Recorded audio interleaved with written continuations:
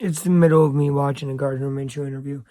I've already watched Shane Steichen talking later on tonight or tomorrow, probably. I'll watch the locker room talk with Zaire Franklin, Julian Blackman, everybody, right? Great game by Julian Blackman, by the way. It's very interesting. So, I don't know what this will be titled, but the Colts are still dangerous and just had their best offensive game. Even though Minshew threw a pick and fumbled twice, obviously late in the game, and then earlier on with the safety, right? 3 turnovers from this game. He had 4 last time. The offense was electric. Josh Downs, 5 catches, 125 yards, and a touchdown. Pittman, 2 catches. I think it was about 80 yards because he had that freaking giant touchdown run. Right, the leading touchdown. What this really comes down to, deeper than reffing, because what you're probably thinking right now is, Luke, I watched the game, and at the end there was 2 bad reffing calls. That's why the Colts lost. End of story, end of the book. Technically, you could think that. Number one, when you get the ball back with 3.5 minutes left, and you run the ball the first time and you get no yards, and you run the ball the second time and you get no yards, maybe think of trying to pass the ball forward, not a screen pass. Try to get that first down. Because at the time, Cleveland only had 1 timeout. Colts get that first down. It's basically all but over. And then reffing doesn't even have to do with it.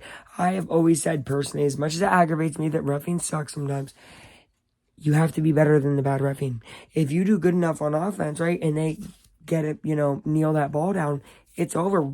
That whole pass interference, stupid stuff at the end doesn't happen.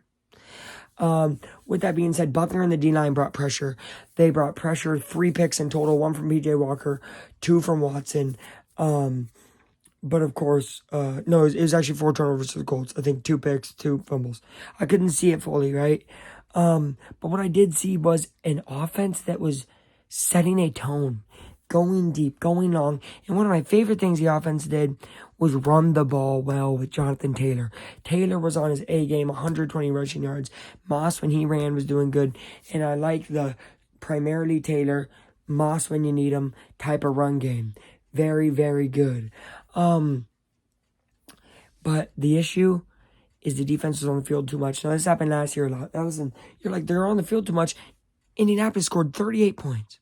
What do you mean they're on the field too much, Luke? That's 5 touchdowns and field goal. That's like 6 offensive drives that ended up like that.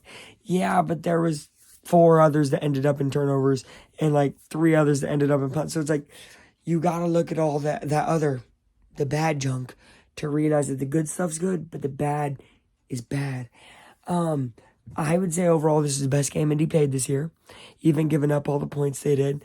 This is definitely the best overall game they played. From beginning to end, from quarter 1 to quarter 4, they were scoring points. Quarter 1 to quarter 4, they were making stops at times, right? This was a good game. This was a good game. Actually, if that fumble 6 doesn't happen for Minshew, sadly, which look, Minshew, I'm a fan this week. I was last week. It's just he played terrible, but I kind of knew that would happen. He didn't let that D-line pressure get to him as much. He was way more settled in. They dialed up the deep shot after the run. Jonathan Taylor, and they ran more. I love that. The Colts ran. They did good on that. This is not over for the Colts. Colts are 3-4. People are going to say start tanking. People are going to say lose. The reffing sucked. Oh my God, just lose. But all you Colts fans out there, you got angry at this loss. You got livid. Why did you get livid? Because you know, I'm looking at you. You know this Colts team has potential to be incredible this year. Have 10 wins. I'm going to be real with you guys. Colts just went toe-to-toe with the Browns. Did you see what the Ravens did to the Lions today? Did you? They won 38-6. You realize that Gardner and this Colts team beat that Ravens team? Shut them down. Just saying, right? That the Colts, if they would have won this, would have won against 2 of the best AFC's teams, really. Wild card / playoff teams. Next, they go against the Saints. Where are the Saints going? Then they go against the Panthers. Where are the Panthers going? Right?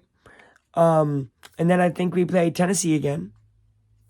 I could be wrong in that order, but What I see is a lot of winnable games. A lot of winnable games. And if you start letting Jonathan Taylor go, and you start letting this Colts offense cook, with Shane Steichen back there in the lab, the Saints game's going to be a win. Panthers game's going to be a win. The Colts are going to be 5-4, and all of a sudden the league will be back on notice. But I'm putting this out there to the league right now. Indy's legit. The refs were scared, and that's cool. That's cool. Oh my God, we can't have Indy with their backup beat the Browns with their backup. You know why? Because the Browns beat the Niners last week. The pretty boy Niners. That's okay. That's cool. That's cool. This is the same Colts team that beat the Chiefs last year. Let me remind you. Same Colts team that beat the Ravens this year.